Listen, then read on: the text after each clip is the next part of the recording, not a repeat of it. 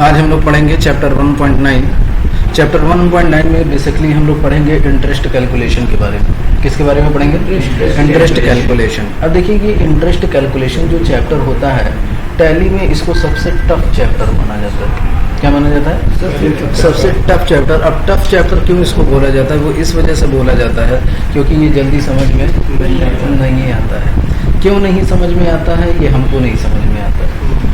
ठीक है, टैली में जो आपका इंटरेस्ट कैलकुलेशन चैप्टर है वो जल्दी समझ में नहीं आता है। क्यों नहीं समझ में आता है? वो हमको नहीं समझ में आता। लेकिन कुछ ऐसे ट्रिक्स होते हैं वो मैं आपको बताऊंगा, क्योंकि इस वजह से हम बोल रहे हैं क्योंकि हमको भी पहली बार में समझ में नहीं आया, तो इसी वजह से बोल रहे हैं। लेकिन कुछ ऐसा मैंने इसके बारे में ट्रिक निकाला है कि इसको आप क्या कर सकते हैं, आसानी से समझ सकते हैं। आसानी से समझने के लिए इसका यही होगा कि इस चैप्टर को हम लोग 2 पार्ट में पढ़ेंगे। कितने पार्ट में पढ़ेंगे? 2 पार्ट में पढ़ेंगे, पार्ट 1 और फिर पार्ट 2। अगर पार्ट 1 पार्ट 2 अलग अलग करके पढ़ेंगे तब तो आपको आसानी से समझ में आ जाएगा।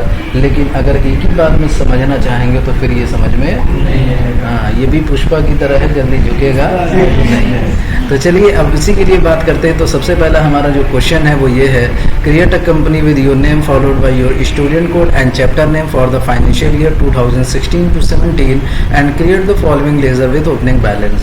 आपको एक कंपनी बनानी है और किस फाइनेंशियल ईयर में बनाना है? 2016 to 17 में। तो सबसे पहले टैली ओपन करेंगे और यहाँ पे जो भी कंपनी ओपन है उसको हम लोग क्या करेंगे? शट करेंगे। कंपनी शट करने की शॉर्टकट की Ctrl+F3 एंटर करेंगे, ये आपकी कंपनी शट हो जाएगी। अब हमें न्यू कंपनी बनानी है, तो न्यू कंपनी बनाने के लिए किस ऑप्शन में जाएंगे? क्रिएट कंपनी में। जब क्रिएट कंपनी में जाएंगे तो कंपनी हम लोग किस नाम से बनाएंगे? SC chapter 1.9। स्टेट आपका क्या हो जाएगा? Uttar Pradesh.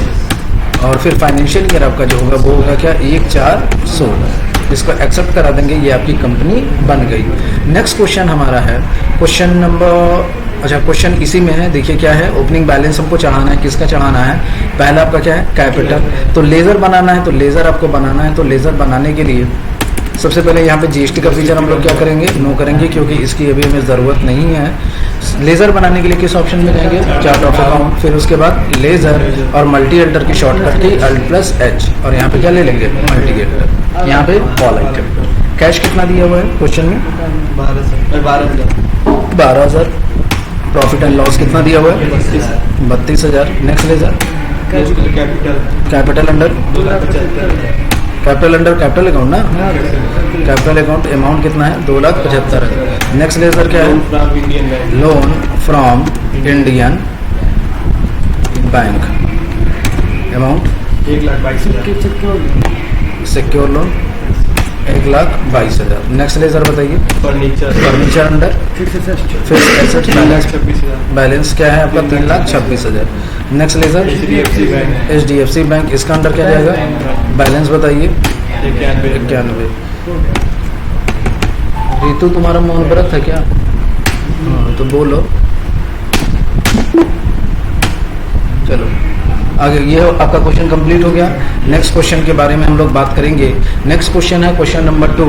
On 1/4/2016 company purchase 25 piece SCL tablet at the rate of 11,200 and 20 piece Bluetooth at H850 at the rate of 1,200 from Deepak e world, और उसका ये बिल नंबर दिया हुआ है। कंपनी क्या कर रही है? परचेज कर रही है। तो एंट्री किस वाउचर में होगी? परचेज में होगी। तो एंट्री करने के लिए परचेज वाउचर में जाएंगे, यानी आपको गेटवे ऑफ टैली पे आना है, वाउचर्स में जाएंगे और परचेज वाउचर की शॉर्टकट की F9। ठीक है, सबसे पहला काम हमारा क्या होगा? डेट चेंज करने की शॉर्टकट की क्या होगी? F2। किस डेट में करना है इसको?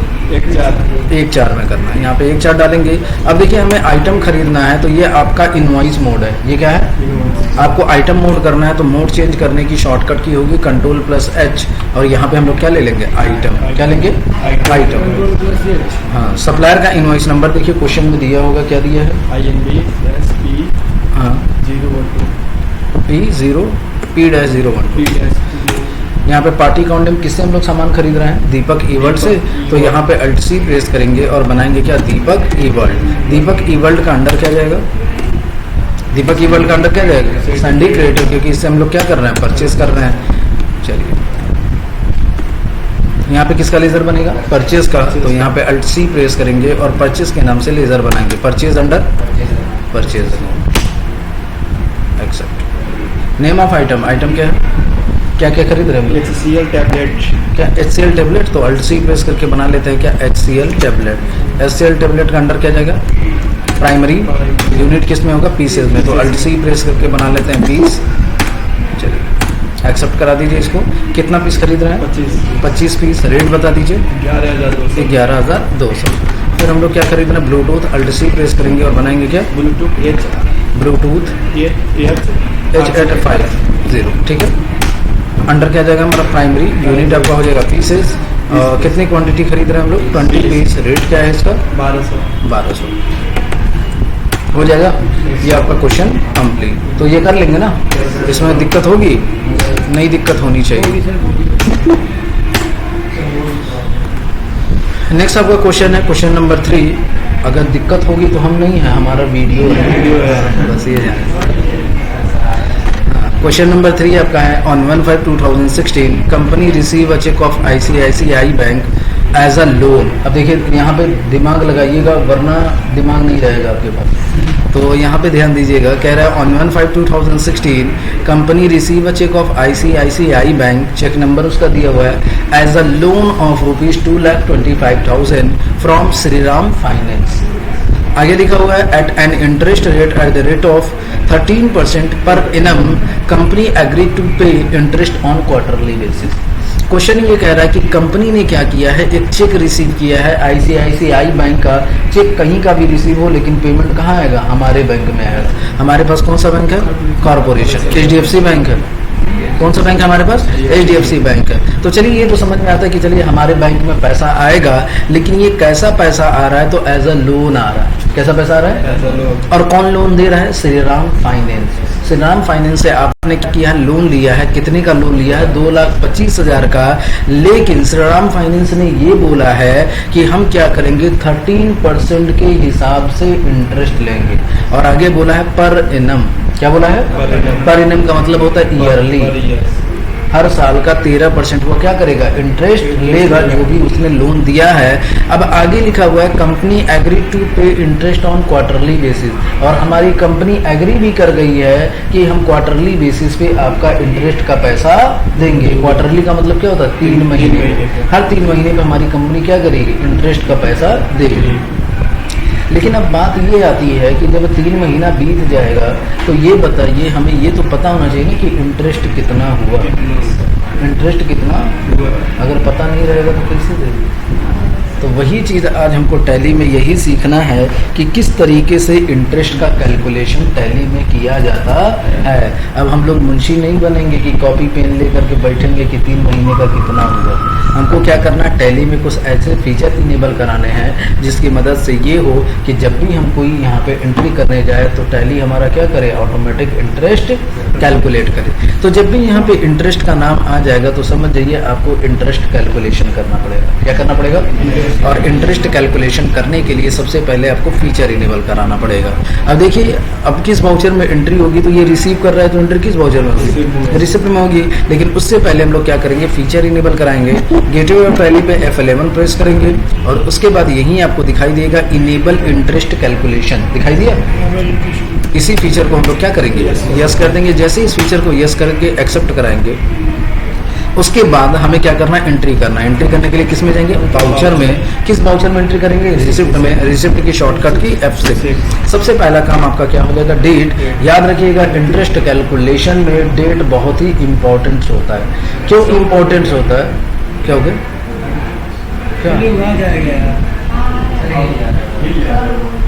अच्छा ये केबल की दिक्कत है। आ जाएगा, टेंशन मत ले, कहीं जाएगा नहीं। हाँ तो कहाँ पे हम चलो देखो करते हैं या फिर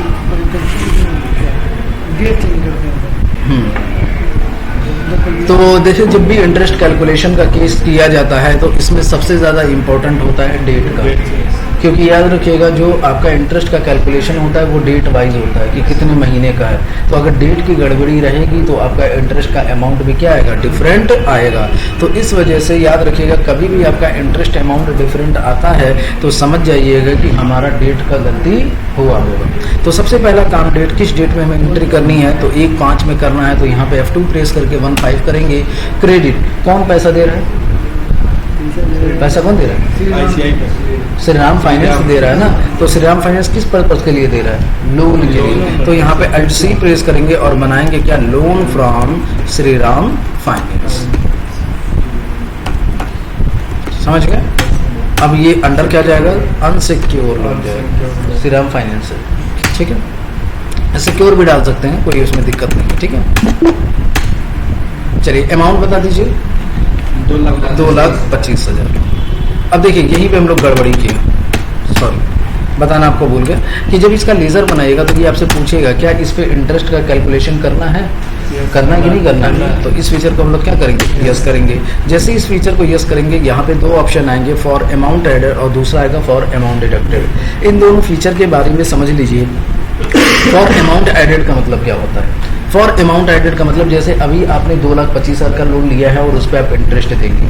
सपोज दैट 1 लाख रुपए का और लोन ले लिया आपने, तो अब कितने पे इंटरेस्ट देना पड़ेगा, 3,50,000 रुपये, 3,25,000 रुपये देना पड़ेगा। तो ऐसा होना चाहिए ना कि ऐसा नहीं होना चाहिए, ऐसा होना चाहिए। तो इस फीचर को हम लोग क्या करेंगे, यस करेंगे। अगर इस फीचर को नो रखेंगे तो अगर आप उससे 50 लाख रुपए का भी लोन ले लेंगे बाद में, तब भी वो कितने पे कैलकुलेट करेगा, 2,25,000 पे ही कैलकुलेट करेगा। तो ऐसा कभी चाहेंगे नहीं। तो इस फीचर को हम लोग क्या करेंगे, यस कर देंगे। फिर होता है फॉर अमाउंट डिडक्टेड, उसी का जस्ट अपोजिट होता है ये कि जैसे आपने 2,25,000 का लोन लिया, अब आपके पास 1 लाख रुपया हुआ, आपने 1 लाख जमा कर दिया, तो अब आपको इंटरेस्ट कितने पे देना पड़ेगा, 1,25,000 पे। अगर आप ये फीचर यस करते हैं तब ये वर्क करेगा, लेकिन अगर ये फीचर नो रखेंगे तो 2,25,000 में अगर आप 2,24,000 रुपये उसको पेमेंट कर दिए तब भी इंटरेस्ट कितने पे कैलकुलेट करेगा, 2,25,000 रुपये। तो ऐसा आप करना चाहेंगे नहीं ना। तो इस फीचर को क्या करेंगे, यस करेंगे, ठीक है। अगर रटना है तो रट लीजिए, दोनों फीचर यस होगा, ठीक है। तो चलिए यहाँ पर रेट कितना है, 13%।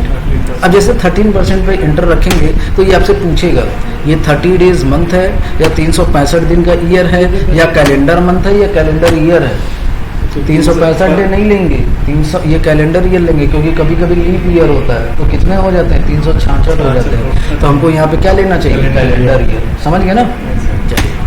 यहाँ पे कौन सा बैलेंस होगा, तो यहाँ पे देखिए 3 बैलेंस आते हैं, इन तीनों के बारे में समझ लीजिए या रटेंगे। चलिए देखिए यहाँ पे ऑल बैलेंस है, क्रेडिट बैलेंस है और डेबिट बैलेंस है। समझने का तरीका देखिए क्या कब लिया जाता है। समझने का तरीका ये कि अगर हमें इंटरेस्ट का पैसा देना पड़ता हो, देना पड़ेगा तो यहाँ पे क्रेडिट बैलेंस होगा। इंटरेस्ट का पैसा लेना होगा तो डेबिट बैलेंस होगा। तो अब ये बताइए आपने लोन लिया तो इंटरेस्ट का पैसा देना है कि लेना है, देना है ना। तो देना है तो कौन सा बैलेंस होना चाहिए, क्रेडिट बैलेंस होना चाहिए। और अगर हमने किसी को पेमेंट दिया है उससे अगर हमें इंटरेस्ट का पैसा लेना है तो कौन सा बैलेंस होगा, डेबिट बैलेंस होगा, ठीक है। और अगर आपको समझ में नहीं आता है कि देना है कि लेना है तो उस केस में क्या करिएगा, ऑल बैलेंस ले लीजिएगा। तो उससे क्या फायदा होगा कि टैली इतना समझदार है ही कि वो पार्टी को देख के पहचान जाएगा कि इसको देना है कि लेना है। तो कौन सा सही होना चाहिए, जान गए हो ना कि इंटरेस्ट का पैसा देना है। तो जब जान रहे हैं तो क्यों अनजान बने, हमें मालूम है ना कि इंटरेस्ट का पैसा देना है तो कौन सा बैलेंस लेंगे, क्रेडिट बैलेंस। वो उनके गधों के लिए होता है जो उनको नॉलेज नहीं है। चलिए अप्लीकेबल फॉर्म कब से एप्लीकेबल होगा, जब से लोन लेंगे। लोन हम कब से ले रहे हैं, 1/5 से। तो यहाँ पे डेट डालेंगे क्या, 1/5। चलिए अब फिर मत रेट डालिएगा, हो गया, ठीक है। एक्सेप्ट करा देंगे। कितने का लोन ले रहे हैं, 2,25,000 का। डेबिट कौन सा बैंक है आपका, HDFC। कहाँ चले गए, अभी आ रहा है वो तो ICICI का चेक है ना। HDFC बैंक में हमारे पैसा आएगा। चेक नंबर बता दीजिएगा। Check number 250,124 250,124। बैंक नेम यहाँ पे स्पेसिफाइड बैंक नेम करेंगे। किस बैंक का चेक है, ICICI बैंक। ये आपका क्वेश्चन कंप्लीट। नेक्स्ट देखिए क्वेश्चन आपका है question number 4। Create a voucher class under sale voucher type with the following specification. Class name credit sale, group include only sundry debtor, और फिर आगे लिखा हुआ है 1% of sales amount should be transfer to children welfare fund but shouldn't shown be in invoice. अब देखिए question का कहने का मतलब क्या है। क्वेश्चन आपका ये कह रहा है create a voucher class under sales voucher type with the following specification. Question आपका ये कह रहा है कि आपको सेल्स वाउचर जो होता है ना, सेल वाउचर, उसमें एक क्लास बनाना है। जैसे सपोज दैट हम एग्जांपल के तौर पे बात करेंगे कि ये क्लास है। अब इस क्लास में वन टाइम में कितनी क्लास चल सकती है? एक ही क्लास चल सकती है। एक से ज्यादा क्लास चल सकती है? नहीं। लेकिन अगर हम ये चाहें कि इसी क्लास में 2 क्लासेस वन टाइम पे चले तो उसके लिए क्या करना पड़ेगा? उसके लिए इसको क्या करना पड़ेगा? पार्टीशन इसकी करनी पड़ेगी। क्या करनी पड़ेगी? अगर यहाँ से हम लोग गिरवा देंगे तो उधर के उधर पढ़ लेंगे, इधर के इधर पढ़ लेंगे। ऐसा ही होता है ना। अभी ये देखिए ये क्या है, पूरी क्लास एक ही है। यहाँ से लेके अगर मेरे ऑफिस में भी जाएंगे तो ये भी क्या है, एक है। लेकिन इसमें अगर हम 2 चीज़ों का यूज़ करना चाहते हैं तो इसका क्या करते हैं, लोग क्लास बना देते हैं, यानी पार्टीशन कर देते हैं। उसी तरीके से हमारा क्वेश्चन ये कह रहा है कि सेल वाउचर में आप सिर्फ सेल ही की एंट्री कर सकते हैं। सिर्फ क्या कर सकते हैं? सेल की ही। लेकिन अब ये कह रहा है कि आप एक क्लास बनाइए क्रेडिट सेल की। किसकी बनाइए? क्रेडिट। यानी जब हमें उधार बेचना हो तो उसको हम अलग बेचेंगे, नगद बेचना होगा तो उसको अलग बेचेंगे। लेकिन वाउचर तो एक ही होता है ना, सेल। तो उसी को जब भी हम 2 चीज़ का स्पेसिफिकेशन डालना चाहेंगे या किसी चीज़ को भी डिवाइड करना चाहेंगे तो उसके लिए आपको वाउचर क्लास बनाना पड़ेगा। तो वाउचर क्लास सिंपल सा समझने का तरीका ये होगा कि पार्टीशन करने के काम में आता है। तो अब देखिए जब वाउचर क्लास बनाएंगे तो इसने कुछ रिस्ट्रिक्शन लगाई हुई है, उसी के हिसाब से आपको बनाना है। तो क्या है, क्लास नेम में क्या होना चाहिए? Credit sale. क्लास नेम में क्या होना चाहिए? Credit sale. और ये कह रहा है group include only sundry debtor, यानी क्रेडिट सेल वाले में सिर्फ और सिर्फ किसका नाम आना चाहिए? सैंडी डेटर का, और किसी लेजर का नाम नहीं आना चाहिए। और एक चीज इसमें और भी अच्छी चीज लिखी हुई है, वो ये है कि 1% of sales amount should be transferred to children welfare fund but shouldn't be shown in invoice। Question ये कह रहा है कि ये जो हमारे डीलर है, हमारी जो कंपनी है, वो ये कह रही है कि जब भी हम यानी उधार सेल करेंगे तो उसका 1%, टोटल सेल का 1% चिल्ड्रन वेलफेयर फंड में जाना चाहिए। ये बहुत बड़े दानवीर हैं। क्या है?